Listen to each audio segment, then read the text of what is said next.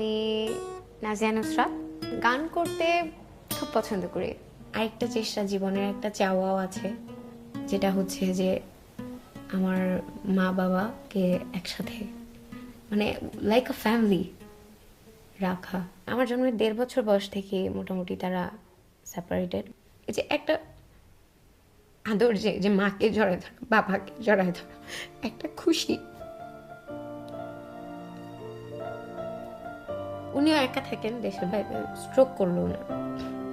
আজকে এই বাবা, এই মানুষটা যদি আমি বলি, তাইলে আমি যদি বলি বাবা পা নাড়াও, বাবা পা নাড়ায়। আমি যদি বাবা বলি চুপচাপ খাও, চুপচাপ খায়।